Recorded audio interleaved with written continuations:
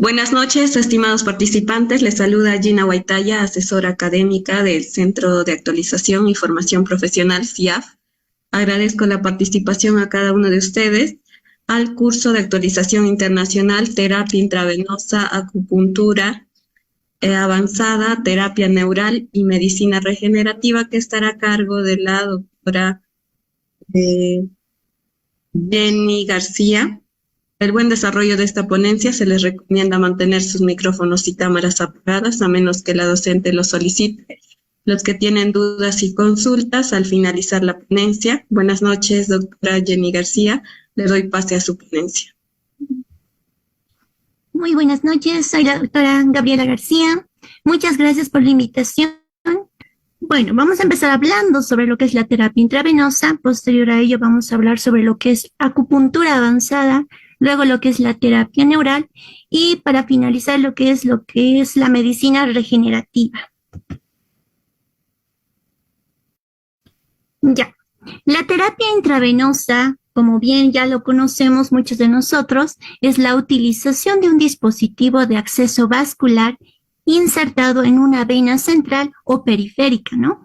Para hacer la administración intravenosa, ya sea de medicamentos, sangre, componentes sanguíneos, hacer nutrición parenteral, esto con fines diagnósticos o terapéuticos.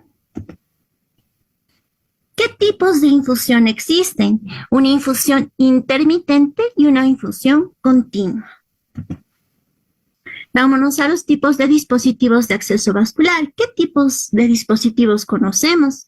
Los catéteres periféricos, ¿no? Que estos pueden ser cortos o el catéter periférico de línea media, como lo vemos en la imagen, ¿no? Estos ya muchos de ustedes ya lo deben conocer. Entonces, ¿qué tipo de dispositivo tenemos que elegir? Utilizamos el dispositivo que nos sea menos invasivo y con el menor riesgo de complicaciones infecciosas o no infecciosas para que dure la administración de nuestro tratamiento y se requiera el mínimo de reemplazo, es decir, no le vamos a estar pinchando una y otra vez a nuestro paciente. Entonces tenemos que elegir un buen dispositivo que que nos evite de complicaciones infecciosas y también que no estemos inyectándole una y otra vez al paciente, ¿no? Ya que esto le causa mucho dolor. Entonces, también existen los catéteres periféricos, ¿no? Estos nos van a servir ¿para qué? Para hacer un tipo de tratamiento de corta duración, ¿ve? En caso de los catéteres centrales ya hablamos de una duración más larga, ¿no? Entonces, ¿para qué nos van a servir? Para administración de sustancias vasoactivas, para medicamentos con un pH elevado, en accesos venosos difíciles, cuando sus venas no se pueden, algunos pacientes están meses en el hospital, entonces ya los accesos venosos ya son difíciles de encontrar, entonces para esos pacientes también podemos utilizar los catéteres centrales. ¿Ve? Y a la vez también nos sirve para administrar múltiples medicamentos en forma concomitante. ¿Qué riesgos existen de la terapia de infusión? Van a existir tanto riesgos locales como riesgos sistémicos. Los locales nos referimos a una infiltración que podría ocurrir, una extravasación, una flebitis, incluso una oclusión de los vasos, ¿no? Y en riesgos sistémicos tenemos lo que es la bacteremia, la trombosis y incluso una sobrecarga, ¿no? Por esta misma. Vamos a hablar de lo que es la infiltración. En el caso de la infiltración nos dice que es la administración inadvertida de soluciones no vesicantes, es decir, isotónicas, ¿no? A los tejidos. ¿Qué nos va a ocurrir en este caso de la infiltración? ¿Qué signo vamos a ver? Un edema cerca del sitio de la venopunción, es decir, donde hemos inyectado, donde hemos pinchado a nuestro paciente, ¿no ve? En ese lugar va a existir lo que es un edema, ¿no? En ese sitio, como estamos viendo en la imagen. A eso llamamos infiltración. Y en el caso de una extravasación, esta es una administración inadvertida de sustancias vesicantes de los tejidos, ¿no ve? En este caso, ¿qué va a ocurrir? ¿Qué signos y síntomas vamos a observar? Lo que es el ardor, dolor, eritema y un edema, como estamos observando en la imagen, ¿no?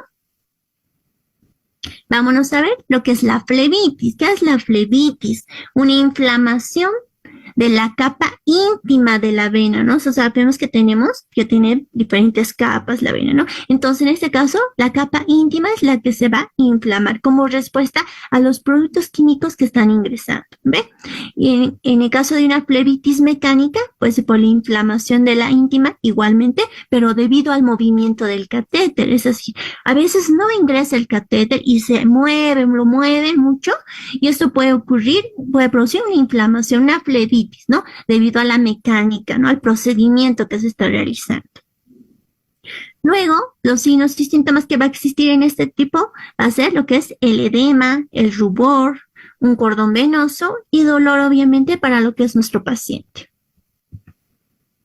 Y cuando ocurre una flebitis bacteriana, ¿no? En este igual va a ocurrir lo que es la inflamación de la capa íntima de la vena, pero esta va a estar asociada a la presencia de los microorganismos que va a generar lo que es una infección, ¿no? En el torrente sanguíneo.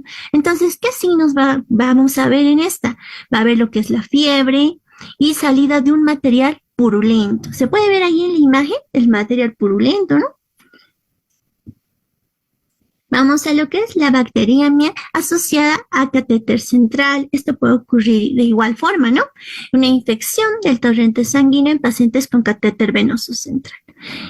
Vamos a ver que cuando vamos a obtener un hemocultivo va a salir positivo y los signos clínicos de infección van a ser obviamente lo que es la fiebre, hipotermia, ¿no? Estos no van a estar relacionados directamente con la infección en otro sitio, ¿ya? La trombosis. ¿Qué es la trombosis? Una inflamación de las paredes de la vena que va a conducir a la formación de los trombos, es decir, se va a obstruir, ¿no? La venita y el vaso, como se ve en la imagen, ¿no? Ahí está producido por un coágulo sanguíneo, ¿no? Oclusión. Ya primero viendo lo que ha sido la trombosis, esta trombosis puede desencadenar a una oclusión, es decir, que ya se va a cerrar por completo ese lugar, ¿no? Es la complicación, como dice, no infecciosa más común, ¿ya? ¿Por qué? Porque se ha obstruido, ¿no? El lugar. Y esto va a ocurrir, lo que nos va a provocar va a ser la falta de un retorno venoso y la incapacidad para infundir un fluido. Va a producir un aumento de la resistencia, ¿no ve? Y va a haber un flujo lento en ese lugar.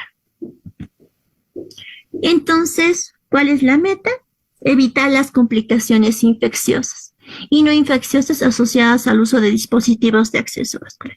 Es decir, que la técnica que utilicemos para poner todo lo que son estos catéteres es muy importante, ¿no? Estrategias de seguridad. Es la aplicación de las guías para la inserción y el manejo de los catéteres. Es decir, si nosotros hacemos una buena inserción y un buen manejo de los catéteres, nuestro paciente no va a tener ninguno de estos problemas que estamos viendo, ¿no? Educación continua. Refuerza los mensajes para implementar las mejores prácticas y los resultados positivos del paciente, ¿no? Hay que hacer un paquete de medidas. Entonces, ¿cuáles van a ser estos paquetes? Las recomendaciones. ¿Qué recomendaciones tenemos para insertar un catéter?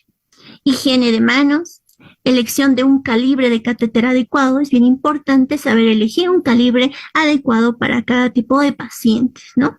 La asepsia del sitio de punción, es decir, que tenemos que utilizar, obviamente, como hecha higiene el lugar, ¿no? Asepsia. Técnicas asépticas y fijación, siempre fijar bien el catéter. Si no fijamos bien el catéter, este se va a mover y nos va a producir lo que hemos visto, ¿no? Un edema mecánico, ¿no? Porque al moverse el catéter va a producir un edema. Ya. Entonces vamos a meternos lo que es con la acupuntura, ¿ya? En relación a la acupuntura, vamos a ver que acus significa aguja y puntura, pinchazo, ¿ya?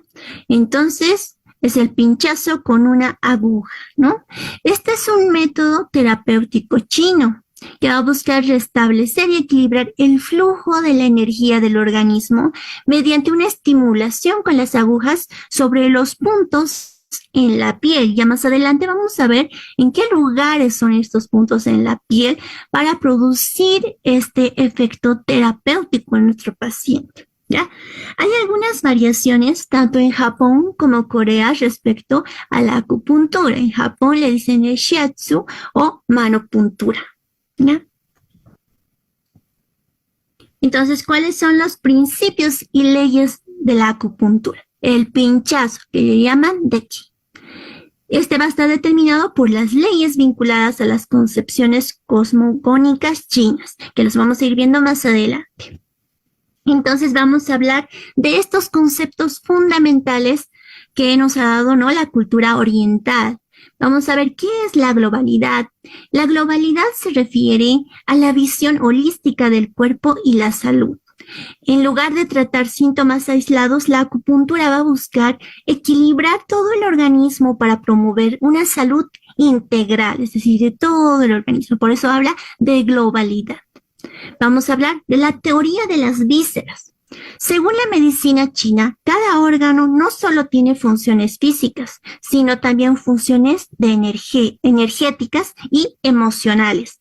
Entonces, la acupuntura va a trabajar para equilibrar estas funciones, tanto energéticas, la energía que tienen estos órganos, y también las emociones del paciente. La teoría o la filosofía taoísta en la acupuntura tiene raíces taoístas, por eso es que le llaman taoísta, ¿ya? Esta va a abogar,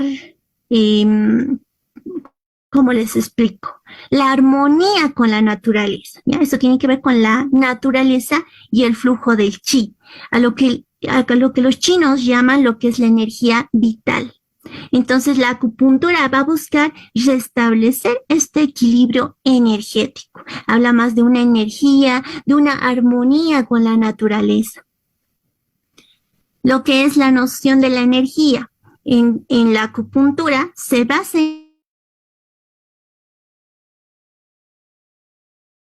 a lo largo de los meridianos del cuerpo. Entonces, en esa, si se dan cuenta, están hablando de esa energía. Y aquí la va a dividir en meridianos en el organismo, en el cuerpo, por meridianos. Entonces, va a buscar un equilibrio de esta energía en esencial para la salud. Según los conceptos fundamentales orientales, nos dice que debe existir una energía, o sea, un equilibrio de la energía en nuestro organismo. Vámonos a la regla de los 5 elementos. En esta regla nos habla de la madera, fuego, tierra, metal y agua. Estas van a representar diferentes aspectos del cuerpo y la personalidad de cada paciente. Entonces, la acupuntura va a tratar de equilibrar estos elementos, como les decía, la madera, fuego, tierra, metal y agua. ¿Ya? Vámonos al último, la teoría de los meridianos. En los meridianos nos van a hablar de los canales a lo largo de los cuales va a fluir la energía. Si se dan cuenta, ahí en la imagen estamos viendo tipo canales, como su nombre mismo lo dice, o cordones, como ustedes lo pueden ver, ¿no? En diferentes colores. Entonces, la acupuntura se va a centrar en estimular cada uno de estos puntos específicos a lo largo de los meridianos para restablecer el flujo de la energía. ¿Ya? Esta parte de la acupuntura es muy bonita, si se dan cuenta, estamos tratando de globalizar todo lo que es tanto las energías, el equilibrio, tanto con la naturaleza y con las emociones. Entonces vamos a hablar del yin y el yang. El yin se va a relacionar con el aumento del sistema, es decir, el calor, la hipertensión, como ejemplos, ¿no? Y en el yang estamos viendo con la disminución del sistema. Entonces aquí vamos a hablar lo del frío, la inmovilización, ¿no? Y vamos a ver cada uno de estos en estas imágenes. Miren, estamos viendo lo que es el yin y el yang, ¿no?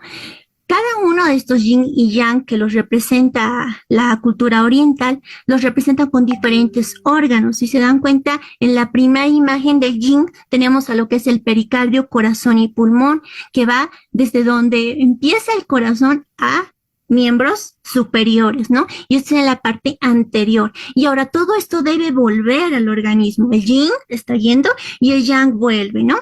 Y al volver, ¿dónde va a afectar? ¿Dónde va a ayudarnos? Lo que es el intestino delgado, intestino grueso.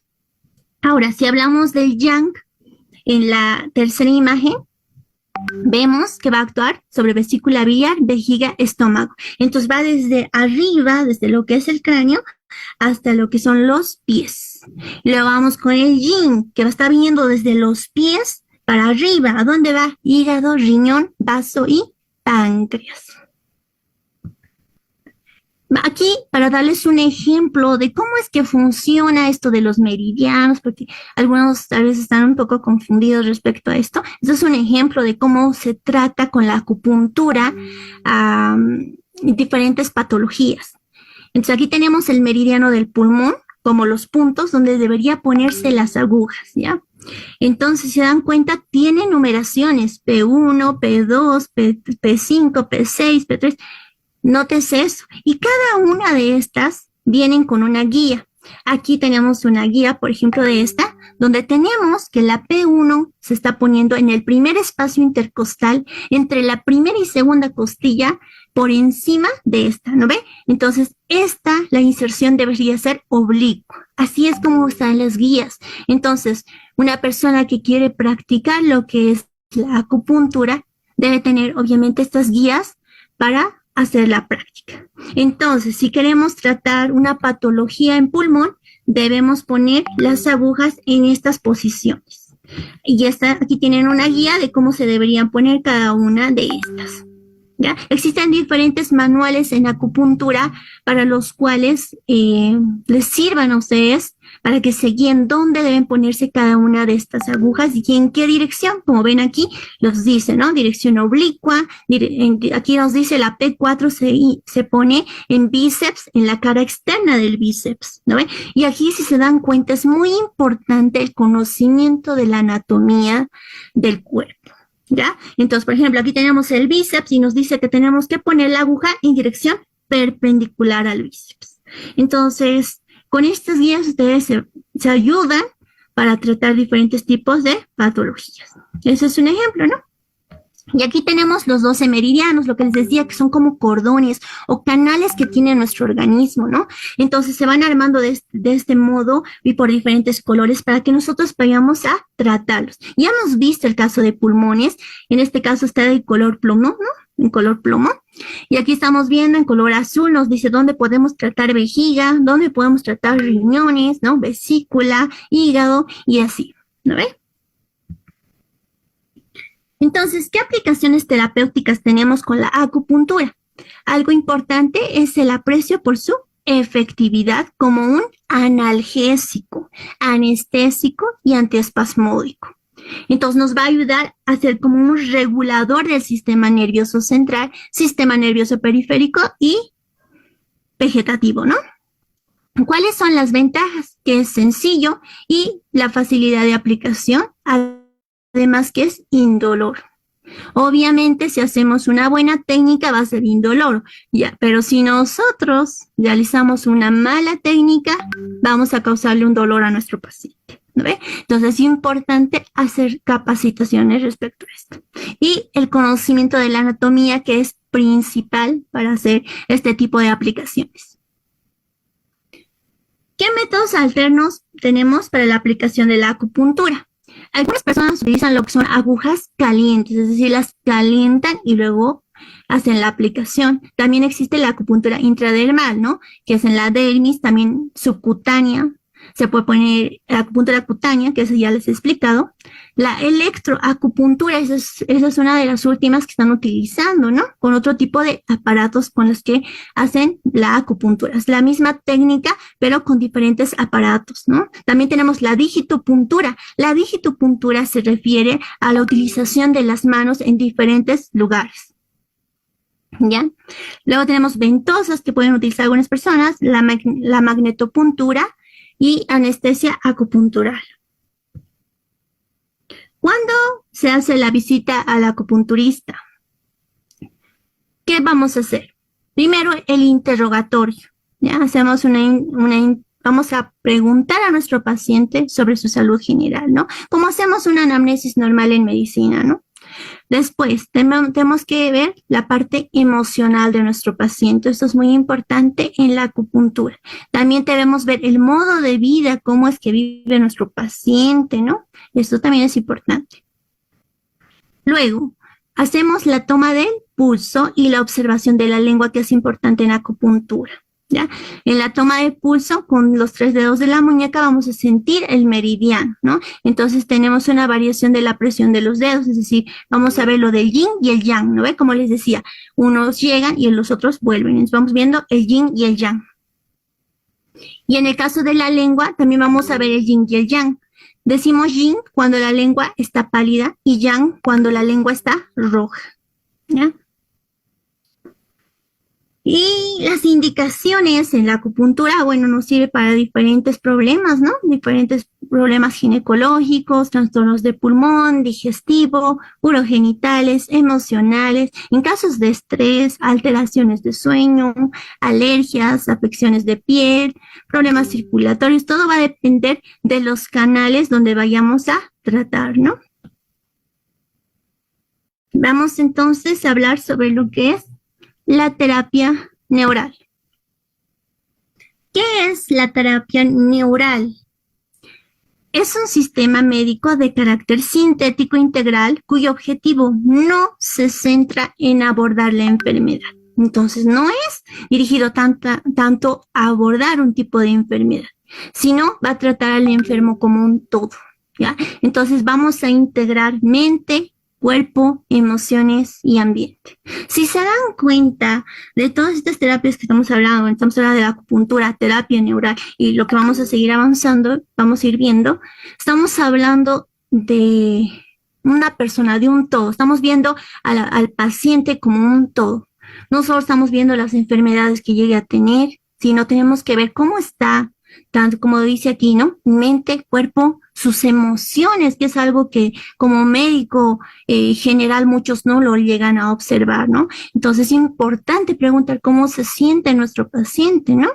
¿Cómo está de su estrés? Preguntar en qué trabaja, qué es lo que hace. A veces muchas de las enfermedades que llegan a tener simplemente es debido a la carga emocional que tienen estos pacientes. Entonces, y también el ambiente, ¿no? Donde se desarrollan, donde viven, donde trabajan, donde pasan la mayor parte de su tiempo. Entonces, esta parte es muy importante en la terapia regenerativa. ¿Ya? Listo. Aquí estamos viendo el efecto de la terapia neural, es decir, ¿cómo funciona esto de la terapia neural? ¿Cuál es el mecanismo? Entonces estamos viendo que hay un estímulo irritativo, algo que causa dolor, ¿no? Y esto obviamente va a producir una despolarización de la célula y va a ocurrir una repolarización. Entonces tenemos un ejemplo, ¿no? Tenemos un estímulo muy intenso o puede ser un estímulo reiterativo o la misma predisposición del paciente, ¿no? Esto va a desencadenar una despolarización mantenida hasta que la célula se va a enfermar. Entonces la célula va a ocurrir una disfunción de la célula. ¿Y esto qué va a provocar? Un foco de impulsos interferentes hacia el sistema nervioso vegetativo, ¿no ve? Entonces, ¿cómo va a actuar el efecto terapéutico neural? Ahí en la parte del medio pueden observar en la imagen, nos habla del estímulo neuroterapéutico. Aquí vamos a actuar con la procaína. Normalmente se trabaja al 0,5%. Entonces, con esta procaína, ¿qué vamos a provocar en la célula? Vamos a provocar que haya una repolarización y estabilización de la membrana. ¿Y esto qué va a provocar? Una recuperación de la función. ¿Lo ve? Y de todos los circuitos del sistema nervioso vegetativo. Entonces, de ese modo es que funciona el efecto de la terapia neural. Terapia local. Bueno, ¿cómo se hace la terapia local? Vamos a inyectar en la estructura dolorosa, es decir, donde le está doliendo, en el lugar donde le duele, ahí es donde vamos a inyectar. Entonces puede ser piel, en el punto de gatillo, puede ser en el músculo, en una inserción tendinosa, en una cápsula articular, en el periósteo, nervio periférico. Entonces vamos a inyectar en el lugar donde le está doliendo, ¿no? Es una terapia local. Ahora, también existe la terapia segmental, ¿no ve? En esto vamos a hablar de las zonas HERT, ¿no ve? Entonces, ¿a qué se refiere? A los lugares o órganos donde sus zonas son reflejas, es decir, ¿Cómo les explico? Pueden ver aquí en la imagen, ¿no ve? Nosotros sabemos que un órgano puede reflejarse en otro lugar, ¿no ve? Esto debido a sus zonas reflejas, ¿no ve? Dependiendo del lugar. Entonces, nosotros vamos a hacer la terapia en el lugar donde se refleja el dolor. ¿Ya? A eso nos referimos con terapia segmental, o sea, en todo el segmento donde abarca el órgano donde está doliendo, ¿no? ¿Y qué materiales usamos para esto?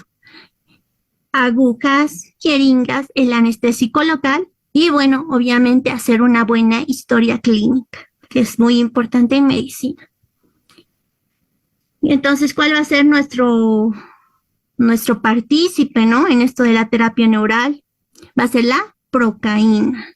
La procaína, que es un antiarrítmico, espasmolítico, endoanestésico, antihistamínico, vasodilatador y antiinflamatorio. Entonces, esta nos va a ayudar a hacer la terapia neural. ¿Cuándo está indicado realizar la terapia neural? En enfermedades funcionales, ¿no? Es decir, en el lugar, cuando algún lugar no está funcionando como se debería, ¿no? En pacientes donde les llega a doler algún lugar, puede ser por un mal movimiento, ¿no? Por alguna caída, ¿no? Pues por este tipo de, está indicado. En enfermedades inflamatorias, igual, ¿no? De igual manera, puede que haya ocurrido una tendinitis, por ejemplo. Entonces hay una inflamación por dentro. Entonces podemos recurrir a esta terapia. Enfermedades degenerativas donde va a causar mucho dolor a nuestro paciente, entonces podemos utilizar vamos a inyectar de forma segmentaria en las zonas reflejas, ¿no? Contraindicaciones. ¿En quiénes está contraindicado? En pacientes que tienen alergia al anestésico local. En pacientes que tienen anticoagulación, esto sobre todo en técnicas profundas. Cuando vamos a inyectar más profundo, entonces sobre todo esto que va a ocurrir va a provocar que nuestro paciente sangre, ¿no? Entonces es importante saber si nuestro paciente está tomando o está con alguna terapia de anticoagulación. Indicación de cirugía urgente, si nuestro paciente se va a operar recién, ¿no? Entonces no podemos hacer eso. Fracasos. ¿Cuándo va a ocurrir un fracaso y no podamos resolver? Es por decirles, nuestro paciente ha venido porque le dolía mucho su estómago, no sabía lo que tenía. Entonces nosotros hemos hecho la terapia neural pensando que podía ser algún dolor que podríamos curar, ¿no? Pero, por ejemplo, era una parasitosis, simplemente era una parasitosis. Entonces, por eso es importante hacer una buena historia clínica para que no ocurra este tipo de problemas, ¿no? También fracasos va a haber en lo que son las enfermedades carenciales, situaciones de conflicto psicosocial, es decir, si estamos tratando a un paciente por algún problema de estrés, por ejemplo, que le ha ocurrido, si este paciente sigue estresando, sigue trabajando en el mismo lugar donde le estresan, este paciente, no, pues en vano le vamos a hacer una terapia, otra terapia, va a seguir igual, ¿no? Entonces también es bueno tratar a nuestro paciente de forma integral, lo que les decía, ¿no? Como un todo. Ganancias para el paciente, geopatías, enfermedades hereditarias, ¿no? Y ahí vamos a ocurrir con fracasos, ¿no? No va a funcionar nuestra terapia. ¿Qué complicaciones va a existir? Lo que son los síncopes vasovagales, una toxicidad anestésico local, por eso es bien importante saber si nuestro paciente es o no alérgico a los anestésicos, si alguna vez ha recibido anestesia, ya sea local o sistémica, es bien importante saberlo. Si nuestro paciente, otra complicación es los hematomas, hemorragia que puede existir en el lugar, ¿no? La punción de un órgano, eso también puede ser una complicación, porque no vamos a pinchar un órgano interno, ¿no? Hasta aquí, ¿alguna pregunta, duda? Si lo pueden escribir en el chat.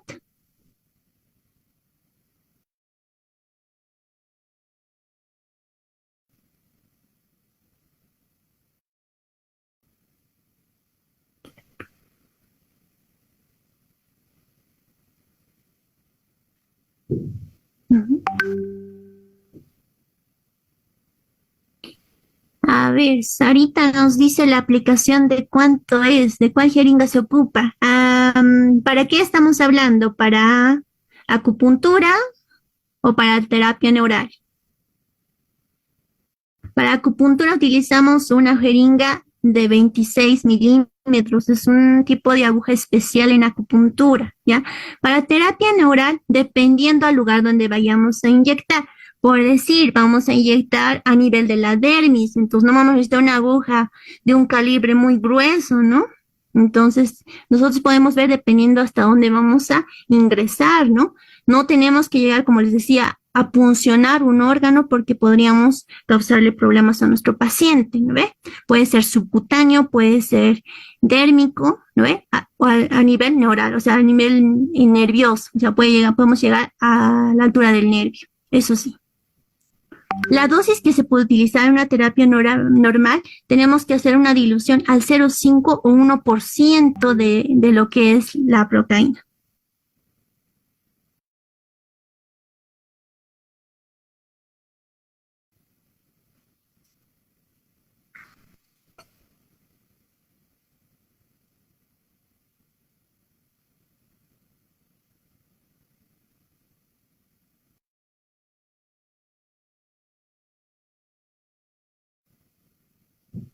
¿Ya? ¿Cuántos ml se utiliza de procaína? 0,5, 1%, como les decía. Vamos a utilizar de la procaína y dependiendo al lugar. ¿Cuál sería la jeringa de insulina? No, insulina no. Basta con una jeringa de 5 ml que puedas utilizar. Si puedes, una aguja mucho más delgada, mucho mejor para que no sienta tanto dolor nuestro paciente, ¿no?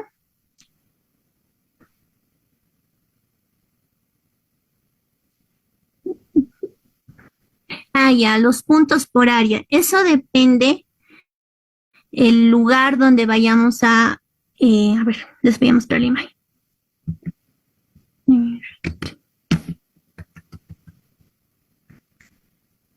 Ya, tiene que ver esto con los meridianos y según el lugar donde vayamos a funcionar, ¿no? Con la aguja. Como les decía, por ejemplo, en este caso del meridiano del pulmón, estamos poniendo 5, 6, 7, 8, 9, 10, 11. 11 agujas vamos a tener que poner en este caso para hacer un tipo de terapia a nuestro paciente si tiene alguna patología pulmonar. Esto incluso se ha visto en casos de cáncer de pulmón para tratar el dolor que tienen nuestros pacientes. A ver, ¿se puede combinar la terapia neural con ozonoterapia? Claro que sí, se puede tratar terapia neural. Se puede hacer terapia neural con ozonoterapia. La ozonoterapia sabemos muy bien que vamos a tratar a nivel sanguíneo, ¿no? Y la terapia neural estamos tratando a nivel de los nervios. Entonces, incluso en algunos casos he visto que la ozonoterapia lo utilizan, por decir, para un dolor a nivel muscular en lo que es el trapecio, ¿no? En algunas personas les duele mucho ahí, he visto que utilizan en ozonoterapia.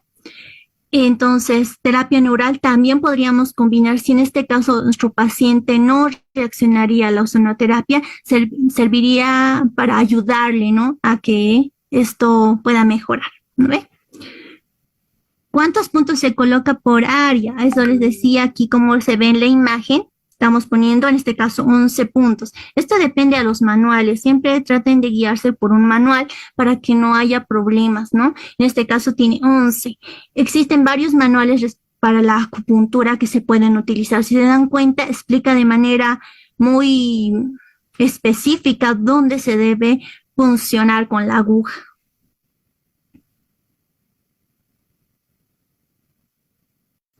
Ya. En caso de un quiste en acetábulo y hueso ilíaco, dice que provoca dolor, tendríamos que tratar al quiste en sí, ¿no? Esto yo creo que sería más un caso de cirugía, pero para bajar el dolor, en la terapia del dolor sí nos ayudaría. Sí va a bajar el dolor, pero no va a tratar la causa, o sea, el paciente le va a seguir doliendo hasta que no trate esa causa. Si bien esta terapia neural nos va a servir para calmar el dolor de un paciente, Normalmente se utiliza en pacientes que tienen algún tipo de cáncer o algún tipo de enfermedad neurodegenerativa donde ya no se puede hacer nada con el paciente. Entonces, para evitar estos dolores es que se utiliza la terapia neural. En este caso, como tú dices, es un quiste en acetábulo. Tendríamos que tratar la causa, ¿no? Pero sí podríamos calmar el dolor, sí podemos, pero le va a volver a doler. Entonces, le sería volverle a tratar. Entonces, mejor es tratar la causa.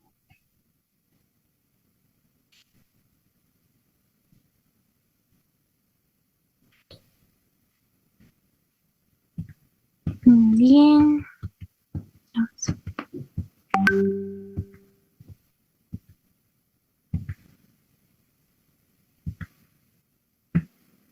Ya. Vamos a continuar con lo que es las terapias regenerativas, ¿no? Ahora vamos a hablar de las células madre.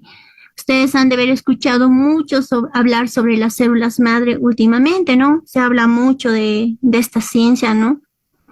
Entonces nos dicen que las células madre, ustedes lo conocen, son células no diferenciadas que tienen la capacidad de autorrenovación, ¿no? Y de diferenciarse selectivamente. Estas se van a encontrar en todos los tejidos adultos, como sangre del cordón umbilical, médula ósea, sangre periférica, músculo, piel, ojos, ¿no?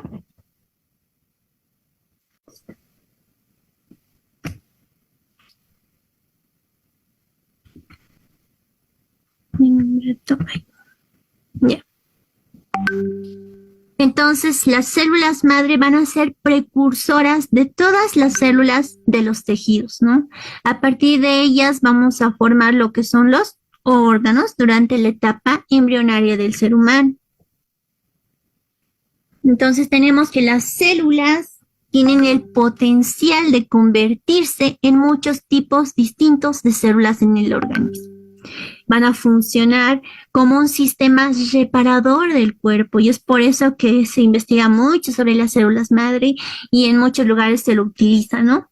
Actualmente las células madre se van a utilizar para producir células especializadas y van a generar varios tipos de tejidos para el tratamiento de muchas enfermedades. Es por eso que se los utiliza a las células madre. Vamos a conocer. Bueno, recordar, muchos de nosotros recordar, ¿no? Existen dos tipos principales de células madre. Tenemos a las células madre embrionarias y a las células madre adultas. Las células madre embrionarias son totipotentes, ¿no? Y luego tenemos a las células madre del adulto, que son multipotentes y pluripotentes.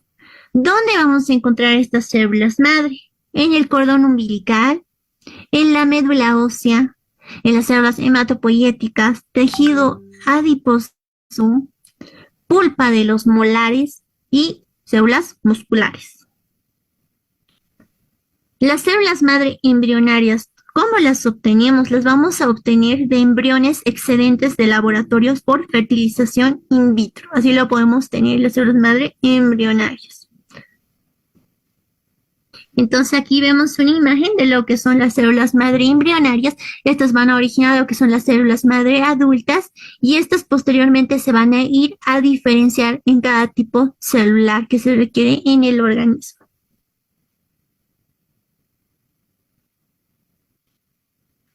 Stem cell. Estas células nos van a dar seguridad, como dice, ¿no? Es una comprobada seguridad con su exposición, es decir, no son células tumorales, no hay degeneración de tejido, no hay muerte celular, no hay daño funcional. Entonces nos van a dar una amplia seguridad. También son muy eficaces, ¿no? Por eso dice que hay eficacia, ¿no? Y la eficacia va a depender ¿de qué? De la cantidad, del tipo de célula madre que se va a utilizar y del tejido que se va a reparar. Respecto a la cantidad de células madre, se refiere a la cantidad de células que vamos a conseguir, ya sea dependiendo de médula ósea, que lo obtengamos de la sangre, de un adipocito y del cordón umbilical, ¿no? Tenemos que la eficacia va a depender de la cantidad que nosotros obtengamos de estas células madre. Y el tipo de célula madre que se va a utilizar, debemos saber qué tipo de célula madre vamos a utilizar, ¿no? Y el tejido que se va a reparar. Entonces, el tipo de célula madre va a depender mucho del tejido donde vayamos a reparar. ¿Cómo se hace la obtención de células madre? ¿Ya? La obtención de células madre se realiza por punción medular, sangre periférica, se puede hacer una lipoaspiración para obtener de los adipocitos, ¿no? Sangre del cordón umbilical. Y entonces, ¿para qué nos va a servir esto, no? ¿Para qué nos va a servir las células madre? Aquí tenemos una, ¿no? El trasplante de médula ósea. Por medio del trasplante de médula ósea, ¿nos va a servir para qué? Para hacer un tipo de tratamiento que va a permitir reemplazar las células madre hematopoyéticas por células sanas. Nosotros sabemos que las personas que tienen algún problema en lo que es la médula ósea, entonces podemos hacer un tipo de un trasplante de médula ósea, ¿no? Para hacer un intercambio entre lo que son las células hematopoyéticas buenas por las malas, ¿no?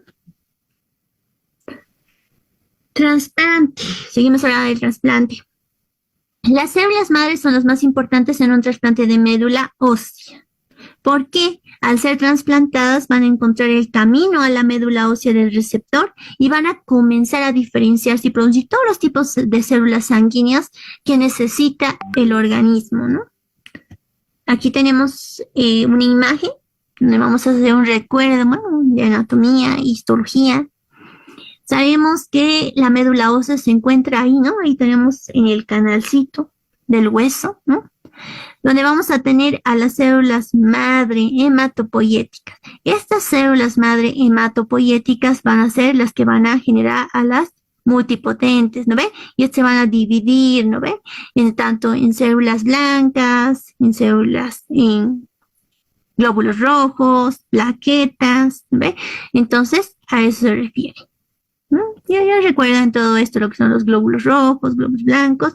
Y tenemos una imagen más bonita donde vemos de la médula ósea que vamos a obtener las células hematopoyéticas, ¿no? Los glóbulos rojos, glóbulos blancos, linfocito, monocito, eosinófilo, basófilo, neutrófilo, las plaquetas, que son importantes en la reparación.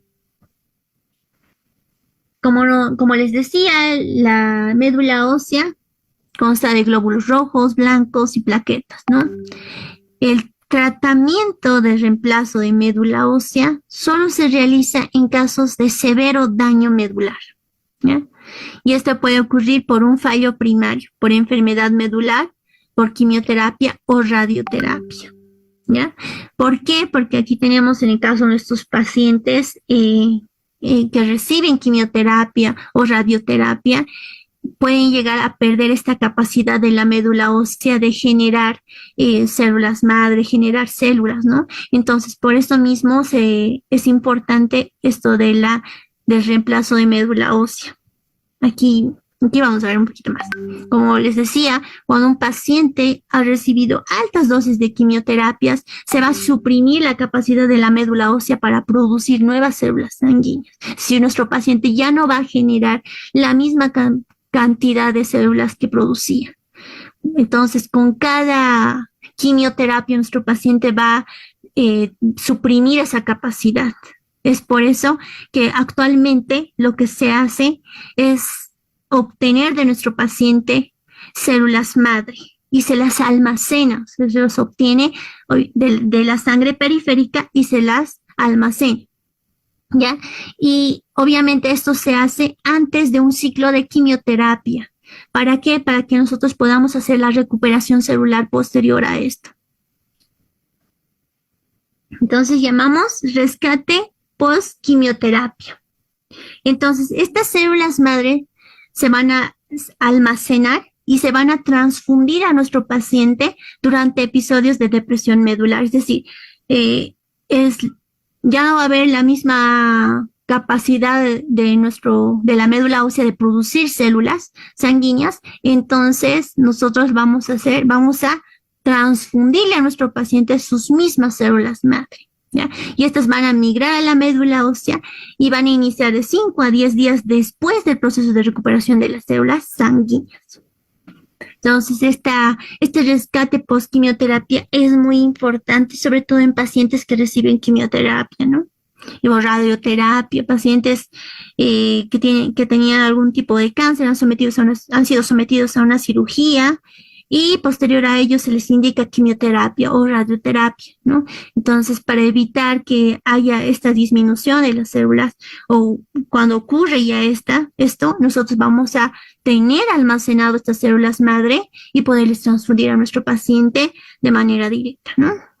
Nosotros sabemos que células madres se van a ir y se van a transformar en los diferentes tipos celulares.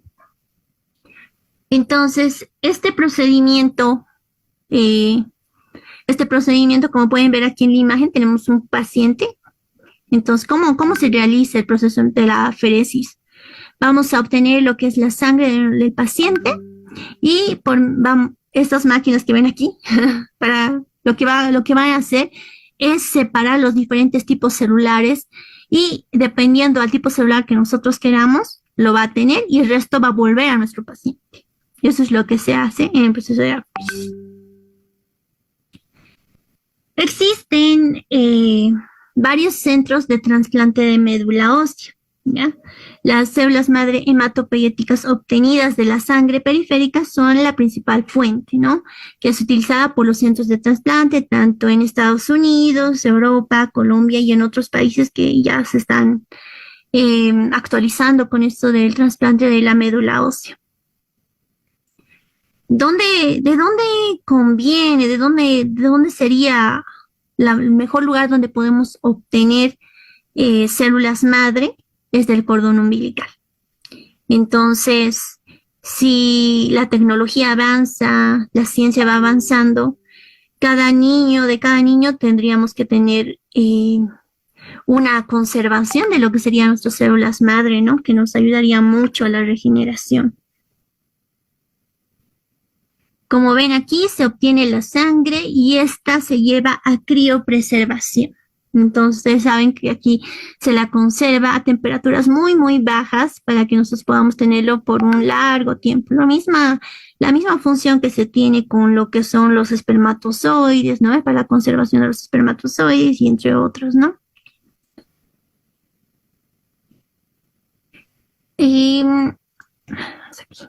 Vamos con la generación de órganos y tejidos. Esta regeneración de las estructuras fue considerada hace poco muy imposible, pero ahora las células madre ofrecen grandes oportunidades para la regeneración de los tejidos y órganos humanos, ¿no? Entonces, la medicina regenerativa tiene que ver mucho con lo que son las células madre, los factores de crecimiento que se van a obtener de estas y los soportes, ¿no? Los biomateriales. Entonces, aquí va a actuar toda una medicina o toda una ingeniería médica, por así decirlo, ¿no? La ingeniería médica que nos va a ayudar a hacer este tipo de medicina regenerativa, utilizando todo lo que es la ciencia, las células madre y otro tipo de terapias para ayudar a nuestros pacientes de otra manera, ¿no? Y bueno, esto sería todo con respecto al temario del día de hoy. ¿Alguna pregunta, algo que no les haya quedado claro? Por favor, al chat.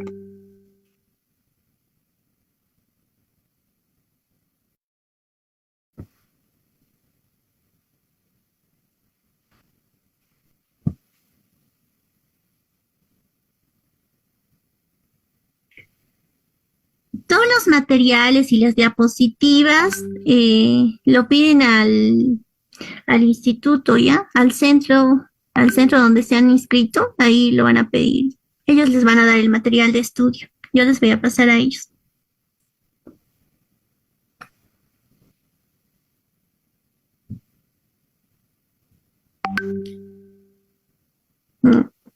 Ya.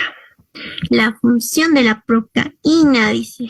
A ver, vamos a mostrarles. Les voy a pasar las diapositivas, pero no se preocupen. ¿Dónde está? Para que lo vayan revisando. Aquí está. Las funciones de la procaína son antiarrítmico, antiespasmolítico, endoanestésico, antihistamínico, vasodilatador y un antiinflamatorio. Entonces, por eso se utiliza en terapias de dolor. La bibliografía que les recomiendo, dependiendo a qué tema queremos hablar, ¿no? Existen los manuales para lo que es la acupuntura, para realizar la acupuntura, al igual que existen manuales para lo que es la terapia neural, ¿ya? Y respecto al otro, pues artículos, solo queda actualizarse con artículos respecto a las células madre, dependiendo al campo donde cada uno se dedica, ¿no? Para que puedan incluirlo, ¿no? A su campo. He visto que en medicina estética están utilizando lo que es plasma rico en plaquetas. Ahí estamos utilizando los factores de crecimiento, ¿no? Entonces, eso es bien importante. Muchas gracias a todos. Que tengan buenas noches. Hasta otra oportunidad.